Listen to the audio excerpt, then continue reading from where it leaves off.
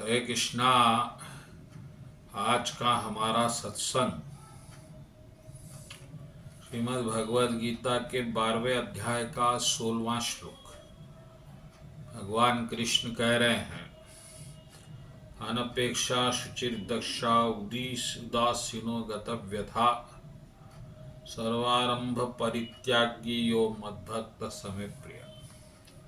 इसका अर्थ है, मेरा ऐसा भक्त जो सामान्य कार्यकलापों पर आश्रित नहीं है और जो शुद्ध है, दक्ष है, चिंता रहित है, समस्त कष्टों से रहित है, किसी फल के लिए प्रयत्नशील नहीं है, ऐसा भक्त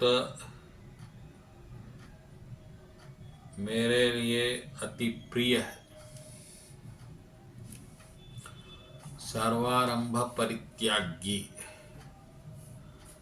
सभी आरंभों का परित्याग कर दिया है भक्त ने। कैसा हो सकता है? क्योंकि हम तो हर चीज आरंभ करेंगे, हमारे इच्छाओं की पूर्ति के लिए प्रयत्न आरंभ करेंगे,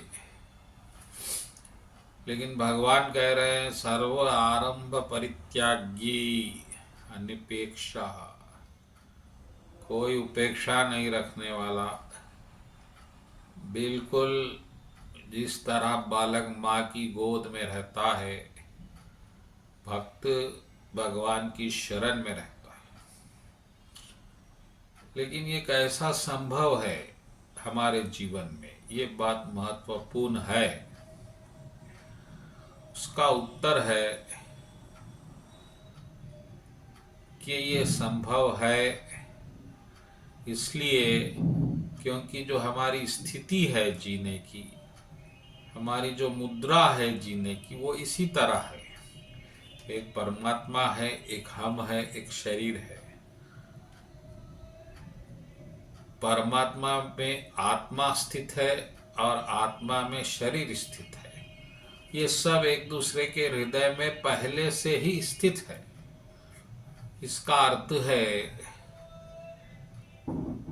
कि आत्मा पहले से ही परमात्मा के शरण में है। आप मान नहीं रहे हैं, और अब इसलिए नहीं मान रहे हैं क्योंकि आपको अहंकार कुछ और बता रहा है।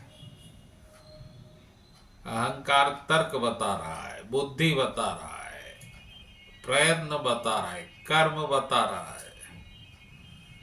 इसीलिए आप नहीं मान रहे, इतनी सी बात है। और शरीर आत्मा की शरण में है, क्योंकि आत्मा के बिना शरीर तो कुछ कर ही नहीं सकता। तो देखिए गणित कैसा है। परमात्मा की शरण में आत्मा और आत्मा की शरण में शरीर, और शरीर फिर निष्क्रिय है, कुछ नहीं कर सकता। तो शरीर कुछ नहीं कर सकता, आत्मा कुछ नहीं कर सकती, तो कर कौन रहा है? परमात्मा। मानते नहीं आप, इसीलिए कुछ और भाव, कुछ और तर्क, कुछ और जीवन ने आपने बना लिया। बस मान लीजिए, खत्म, सब ज्ञान की आवश्यकता खत्म। जब आप पूर्ण रूप से परमात्मा में आश्रित रहेंगे, सब कुछ साफ साफ दिख जाएगा कि आपको कुछ करना नहीं है। सब प्रयत्न परमात्मा करेंगे, उनकी असीम कृपा से सब कार्य सफल होंगे। आपके जीवन की जितनी इच्छाएं हैं, आपको जितनी उपलब्धियां चाहिए, वो परमात्मा अपने प्रयत्न से आपके लिए करेंगे। ये गणित आपको याद रखना है। इस श्लोक का गणित यही है। अति प्रिय है तो भगवान के प्रिय होने से क्या लाभ है, ये बात आप समझ लीजिए। भगवान के प्रिय होने का अर्थ है कष्टों की निवृत्ति, दुखों से छुटकारा और आनंद ही आनंद। वो भौतिक रहो, आध्यात्मिक रहो, जगत कोई भी रहो, प्रभु का प्रिय कोई, उसे कैसा दुख होगा, उसे कैसी चिंता होगी, बोलिए आप। अरे मामूली एक छोटे से देश के बिजनेसमैन का एक अमीर बेटा बहुत सुख से रहता है, वस्तुएं की उपलब्धि होती है, तो जब भगवान के प्रिय बन जाएंगे, और प्रिय बनने के लिए क्या करना है, शरण जाना है। और शरण किस तरह जाना है? अरे शरण तो पहले से आप है, मान लेना है, बस मान लीजिए, खेल खत्म। फिर देखिए जीवन का आनंद क्या है, तब आपको पता चलेगा कि परमात्मा और उसकी कृपा क्या है।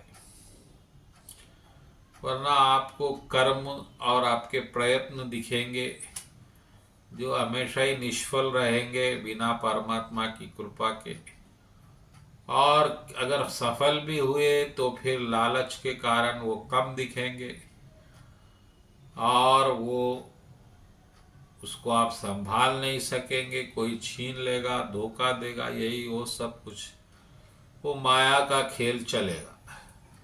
तो भक्तगणों, भगवान कृष्ण के प्रिय बनिए। प्रिय बनने के लिए कुछ करने की आवश्यकता नहीं है, आपको शरण में जाना है। शरण में गए, हो गया काम। और शरण में जाना सबसे आसान काम है। क्या करना है शरण में? मान लेना है।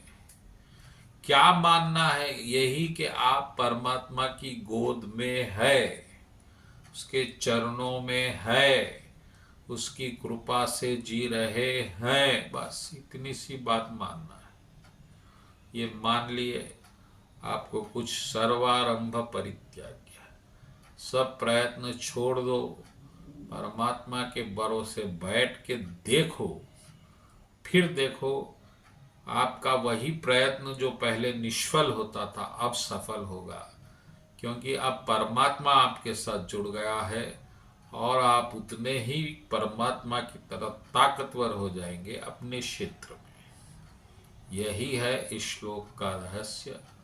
बोलो कृष्ण कन्हैया लाल जी की जय।